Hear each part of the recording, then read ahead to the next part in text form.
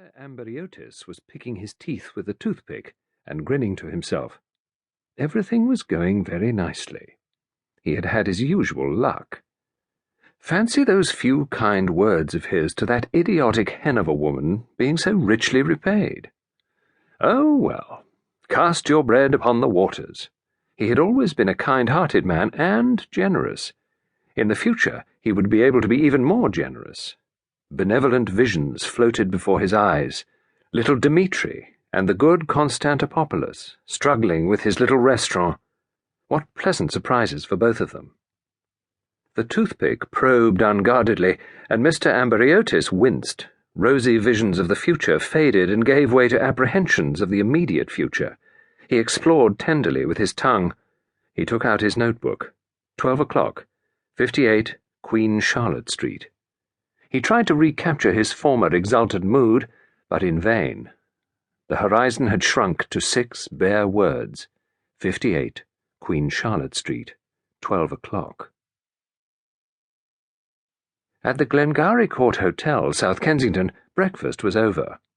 In the lounge, Miss Sainsbury Seal was sitting talking to Mrs. Bolitho.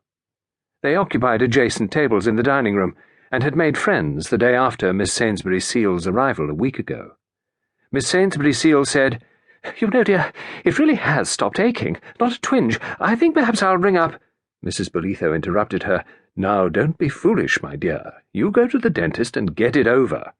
Mrs. Bolitho was a tall, commanding female with a deep voice.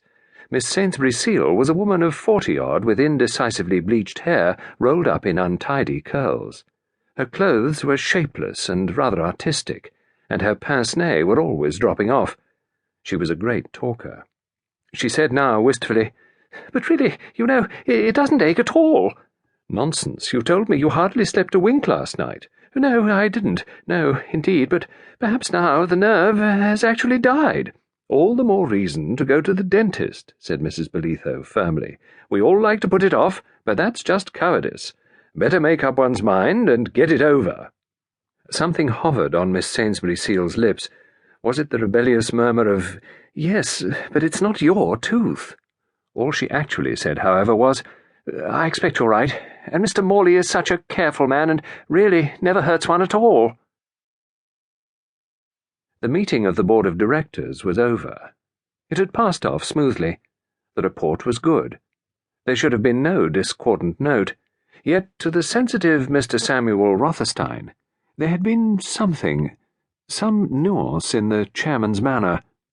There had been once or twice a shortness and acerbity in his tone quite uncalled for by the proceedings. Some secret worry, perhaps? But somehow Rotherstein could not connect a secret worry with Alistair Blunt. He was such an unemotional man. He was so very normal, so essentially British. There was, of course, always liver.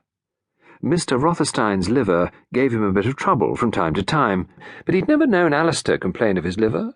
Alistair's health was as sound as his brain and his grasp of finance. It was not annoying heartiness, just quiet well-being. And yet there was something. Once or twice the chairman's hand had wandered to his face. He had sat supporting his chin, not his normal attitude. And once or twice he had seemed actually, yes, distrait. They came out of the boardroom and passed down the stairs. Rotherstein said, "Can't give you a lift, I suppose?" Alistair Blunt smiled and shook his head. "My car's waiting." He glanced at his watch. "I'm not going back to the city." He paused. "As a matter of fact, I've got an appointment with the dentist." The mystery was solved. Hercule Poirot descended from his taxi, paid the man, and rang the bell of 58 Queen Charlotte Street. After a little delay, it was opened by a boy in page-boy's uniform with a freckled face, red hair, and an earnest manner. Hercule Poirot said, "Mr. Morley?" There was in his heart a ridiculous hope that Mr. Morley might have been called away, might be indisposed, might not be seeing patients today. All in vain. The page-boy drew back. Hercule Poirot stepped inside, and the door closed behind him with the quiet remorselessness of unalterable doom. The boy said, "Name, please?" Poirot gave it to him. A door on the right of the hall was thrown open, and he stepped into the waiting room.